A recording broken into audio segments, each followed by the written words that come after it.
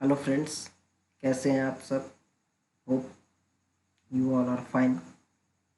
Last topic हमने cover up किया था इंटरेस्ट ऑन कैपिटल, और आज की जो टॉपिक है वो है हमारे पास interest on drawings. Drawings that means कि इसको हिंदी में अगर मैं कहूँ तो हिंदी में कहते हैं आहरण। आहरण, आहरण पर ब्याज। इंटरेस्ट ऑन ड्रॉ कहता क्या है, interest on drawings is charge from partners. ये किससे चार्ज करते हैं? पार्टनर्स से। अब क्यों चार्ज करते हैं? On amount withdrawn bye them during the year. कहता है कि इंटरेस्ट ऑन ड्रॉइंग्स जो है वो हम पार्टनर्स से चार्ज करते हैं उस अमाउंट पर जो पार्टनर्स ने निकाले हैं ड्यूरिंग द ईयर, यानी कि वर्ष के दौरान जो भी पार्टनर्स ने पैसे निकाले हैं। अब कहाँ से निकाले हैं? तो फर्म से जो भी पार्टनर्स ने पैसे निकाले हैं उस पर उनको ब्याज देना है। जैसे कैपिटल उन्होंने लगाया तो उस पर वो ब्याज ले रहे हैं। In the same way firm भी अगर पार्टनर्स को दे रहा है पैसा तो उनसे वो ब्याज लेगा। It is an income to the firm. ये फर्म के लिए इनकम होता है। It is credited to profit and loss appropriation account. और कहां दिखाते हैं? Profit and loss appropriation account में हम क्रेडिट करते हैं। Interest is charged from the date of drawings. अच्छा, कब से चार्ज करेंगे? तो from the date of drawings, यानी कि जिस दिन से पैसे निकाले गए हैं, to the end of the year, जिस दिन से पैसे निकाले गए हैं उस दिन से लेकर के ईयर के एंड होने तक हम इंटरेस्ट ऑन ड्रॉइंग्स चार्ज करेंगे, यानी कि टाइम पीरियड बता रहा है। Interest on drawings shall be charged only when it is mentioned in partnership deed.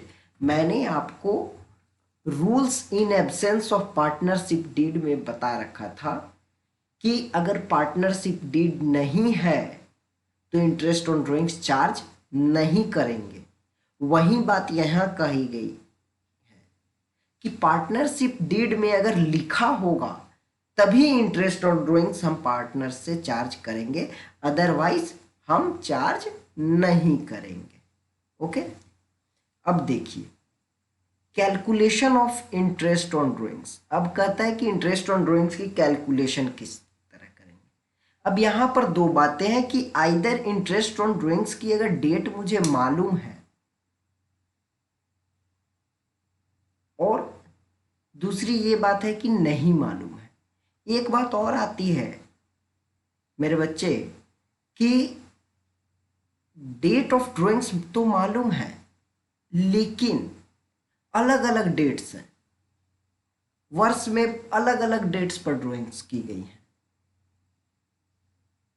बहुत सारी ड्राइंग्स की गई हैं, अलग अलग डेट्स पे पैसे निकाले गए। और एक है कि हमने एक साथ ही एक बार में ही पैसे निकाले। तो यदि हमने एक साथ एक बार में पैसे निकाले हैं तो हम करेंगे total drawings into rate by 100 into time left. Time left से मतलब है डेट ऑफ ड्रॉइंग्स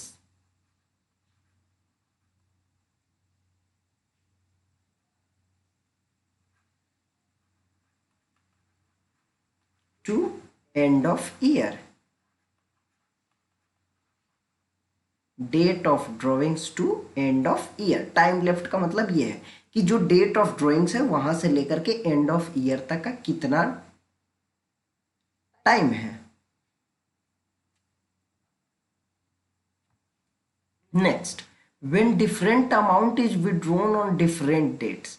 अब कहता है कि अगर अलग अलग डेट्स पे हमने अलग अलग अमाउंट निकालनी है, लाइक कभी 2000 निकाल लिया, कभी 4000 निकाल लिया, कभी 8000 निकाल लिया, और डेट्स भी अलग अलग हैं, डेट्स भी अलग अलग हैं, डेट्स अलग अलग, कभी 15 मई को निकाल लिया, 15 सितंबर को निकाल लिया, 30 नवंबर को निकाल लिया, 31 दिसंबर को निकाल लिया।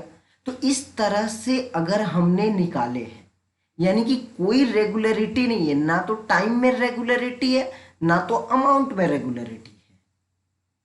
दैट मीन्स कि ना तो टाइम कभी सेम रहा और ना अमाउंट कभी सेम रहा। तो क्या कर, तो मेरे बच्चे यहाँ इसे निकालने के लिए हम दो method, either simple interest method और प्रोडक्ट मेथड का इस्तेमाल करेंगे। Simple interest method that means कि जो हमने हर अमाउंट निकाला है तो हर अमाउंट का इंडिविजुअली इंटरेस्ट हम निकाल लेंगे। इंडिविजुअली इंटरेस्ट निकालने का मेरे बच्चे वही फॉर्मूला P/R/T/100 जो बचपन में पढ़ा था, जब से जो अमाउंट निकाला उस दिन से एंड ऑफ द ईयर तक का हम ले लेंगे। यानी कि मान लीजिए 2000 रुपये हमने निकाले हैं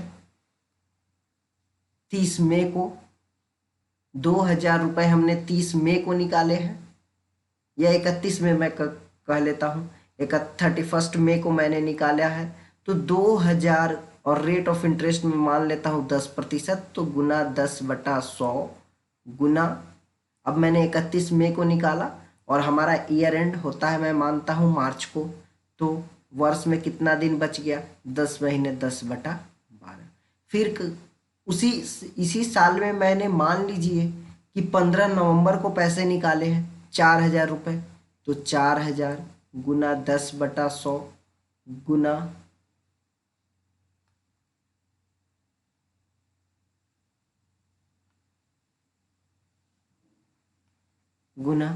अब 15 नवंबर को निकाला तो कितने महीने बच गए, तो मेरे पास 3.5 मंथ्स बच गए, तो 3.5/12। फिर मैंने मान लो 31 जनवरी को निकाला, 31 जनवरी को मैंने 6000 रुपये निकाले, तो मैं इस तरह से लिखूंगा 6000 गुना 10/100 गुना, अब 31 जनवरी को निकाला है तो 2 महीना, 2/12। तो मैं इंडिविजुअली इस तरह से करके निकालूंगा और फिर सारे को जोड़ दूंगा, तो ये मेरा सिंपल इंटरेस्ट मेथड से टोटल इंटरेस्ट आ जाएगा। दूसरा मेरे पास क्या है, प्रोडक्ट मेथड है। बेटे दोनों मेथड में ज़्यादा अंतर नहीं है, अंतर बस इतना है कि एक में मैं टाइम का कैलकुलेशन पहले कर दे रहा हूँ और एक में साथ है, यहाँ मैं टाइम को साथ में ले रहा हूँ। और प्रोडक्ट मेथड में क्या होता है कि मैं टाइम को पहले ले लेता हूँ। दैट मीन्स कि मैं क्या करूँगा, जैसे अभी मैंने आपको लिया तो 2000 लिया था, 4000 लिया था और फिर मैंने लिया था आपको 6000 रुपये।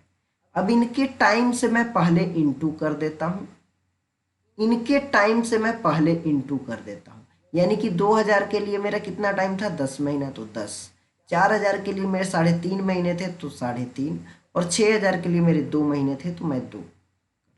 अब चलिए मैं देखता हूँ यहाँ क्या कर, in this method we multiply each amount of drawing with their period.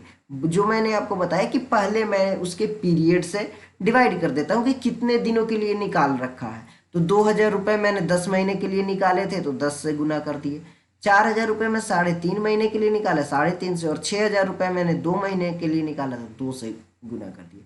Then we add the whole product. अब मैं इसके प्रोडक्ट को दैट मीन्स कि 2000 गुना 10 कर दूंगा तो 20000, 4000 गुना 3.5 कर दूंगा तो 4000 गुना 3.5 अगर मैं करता हूं तो how much is the amount, I think this will be 14,000, और 6000 गुना 2 तो मैं 12,000 कर देता हूँ।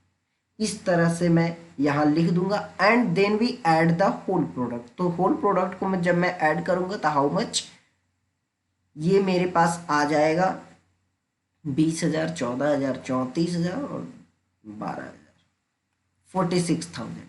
एंड देन आफ्टर दैट, अब क्या कहता है, after that interest for 1 day और मंथ इज कैलकुलेटेड।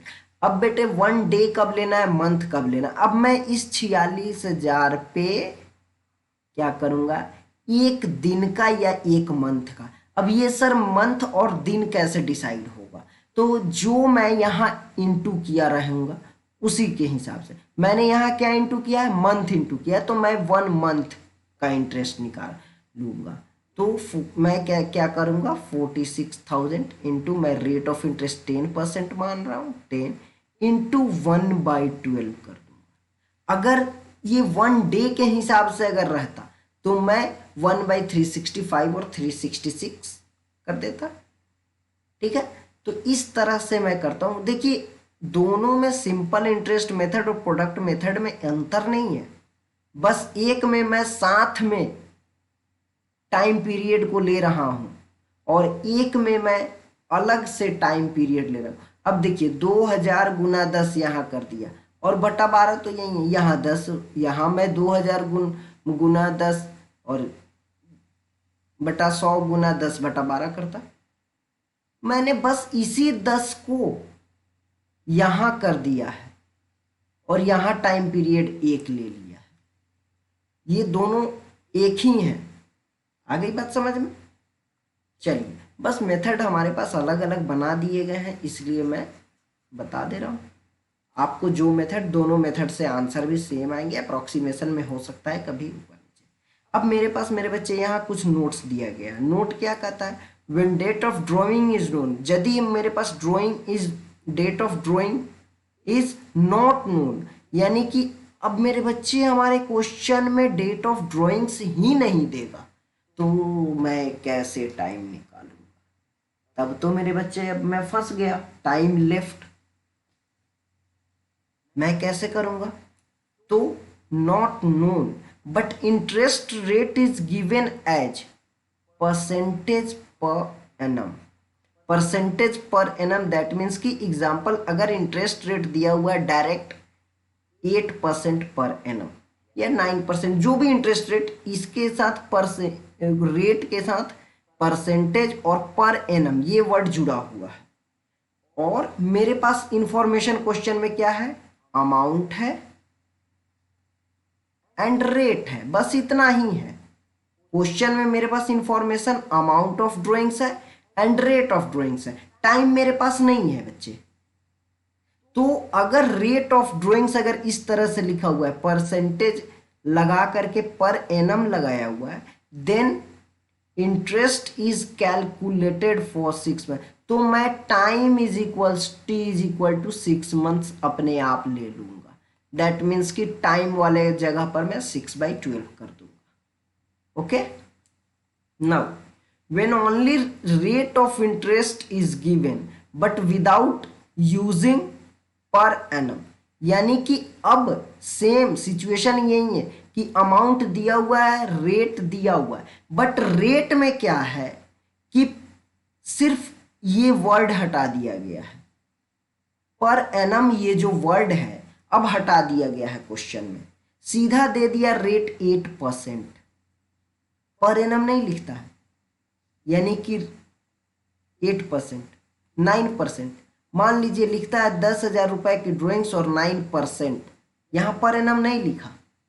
अब मैं क्या, as suffix to the rate then interest will be charge for the whole year that is 1 year. अब मेरा टी इज इक्वल्स टू क्या हो जाएगा, 1 ईयर हो जाएगा। अब मेरा टाइम क्या होगा, 1 ईयर। यानी कि आपको क्या देखना है बेटे, आपको देखना है कि अगर टाइम नहीं दिया हुआ है तो रेट में क्या पर एनम वर्ड जोड़ा हुआ है। अगर पर एनम वर्ड रेट के साथ लगा हुआ है तो आपको 6 महीने लेने हैं, और अगर वर्ड के साथ पर एनम वर्ड नहीं लगा हुआ है तो आपको 1 ईयर लेना है। 1 ईयर का आपको इंटरेस्ट कैलकुलेट करना है। ओके, चलिए, when certain amount is withdrawn on certain date throughout the year then any of the above method can be used for calculation of interest। कहता है कि यदि एक सर्टेन अमाउंट और डेट भी सर्टेन हो, कि सर्टेन डेट पर ही वो, जैसे हर महीने की 1 तारीख को या हर महीने की 15 तारीख को, हर महीने के लास्ट में 30 या 31, मैं जो भी कह लूँ, हर महीने के लास्ट तारीख डे को, अगर थ्रू आउट द ईयर और सर्टेन अमाउंट अगर विड्रॉन हो रहा है, तब मैं किसी, चाहे सिंपल इंटरेस्ट मेथड यूज करूं या प्रोडक्ट मेथड यूज करूं, बिल्कुल जायज बात है, कुछ भी यूज कर सकता हूं। ओके, मैं क्या करूंगा, टोटल ड्राइंग्स निकालूंगा, रेट निकालूंगा और टाइम लेफ्ट। अब इस टाइम के लिए देखिए, मैंने आपको यहां एक टेबल बना करके दे रखा है, period of time under different circle.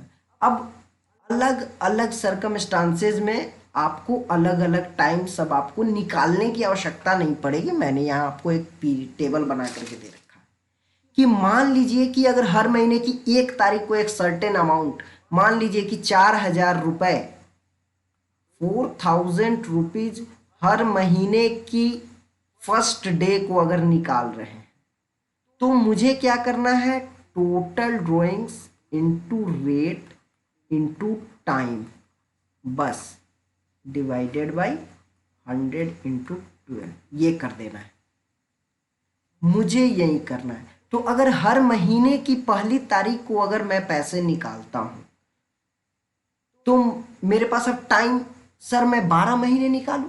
नहीं बेटे, आपको उतना करने की आवश्यकता नहीं है। 12 महीने इंडिविजुअली निकालेंगे तो बहुत ज़्यादा टाइम लगेगा।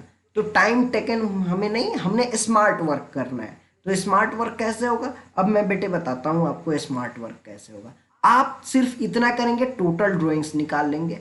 टोटल ड्राइंग्स बराबर क्या होगा, साल में कितने महीने, 12 महीने, और हर महीने की पहली तारीख को पैसे निकाले गए, हर महीने की पहली तारीख को पैसे निकाले गए, यानी कि 12 महीने, यानी कि टोटल ड्राइंग्स कितने हो जाएंगे, 4,000 इंटू 12, दैट इज 48,000। तो टोटल ड्राइंग्स मेरे पास आ गया 48,000। तो मैं यहाँ 48,000 इंटू मैं रेट ऑफ इंटरेस्ट 10/100 लिख दूंगा।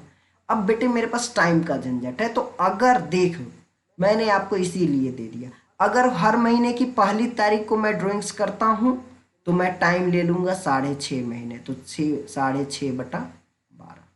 अगर यही ड्राइंग्स अगर मैं हर महीने की 15 तारीख को करता, तो मैं यहाँ टाइम लेता 6 महीने। और यही ड्राइंग्स अगर मैं हर महीने की 30 तारीख या 31 तारीख को करता, तो मैं यहाँ टाइम लेता 5.5 महीने, यानी कि 5.5/12।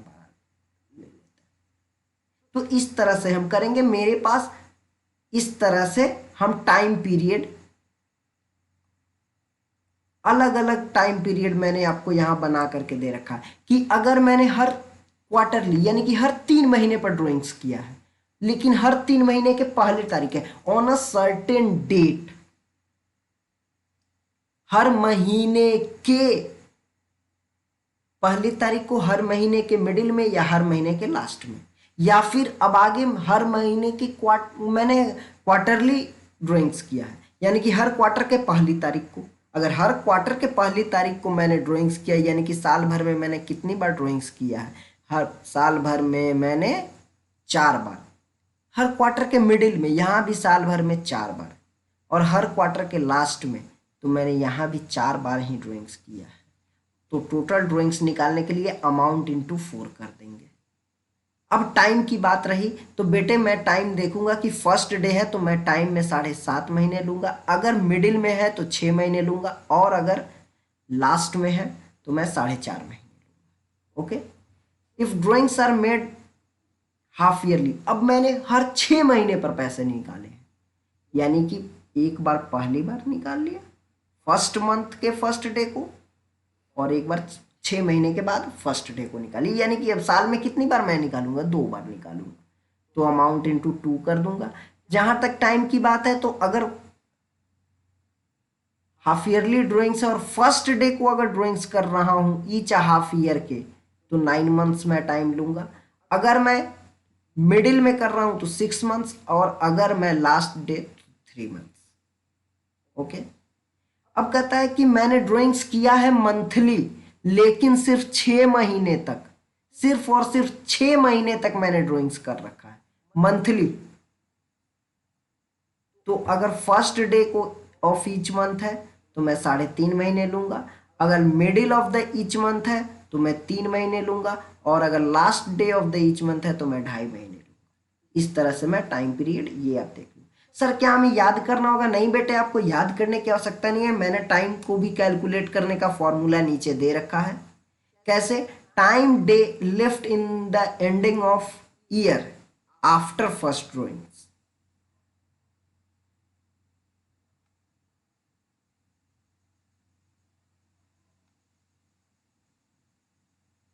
एंडिंग ऑफ ईयर, यहां मैं ईयर वर्ड जोड़ दूंगा, after first drawing plus time left in the ending of year after last drawing divided by 2। ये मेरा टाइम का कैलकुलेशन हो जाएगा। लाइक मैं एक एग्जांपल देता हूँ कि अगर मैं middle of the every month निकालता हूँ, तो फर्स्ट मंथ में फर्स्ट बार मैंने ड्राइंग्स कब की होगी?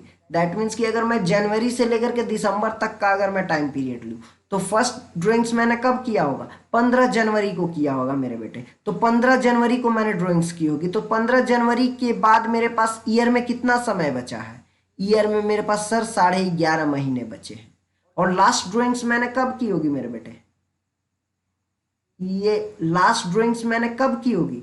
लास्ट ड्राइंग्स मैंने की होगी 15 दिसंबर को की होगी। तो ईयर में कितना दिन बचा है सर? आधा महीना, तो 11.5। तो time left after first drawing के बाद 11.5 महीना, लास्ट ड्राइंग के बाद आधा महीना, डिवाइडेड बाई मैं 2 कर दूंगा। दैट मीन्स कि 11.5 जोड़ आधा, तो ये 12, तो 12/2 बराबर 6 आ गया।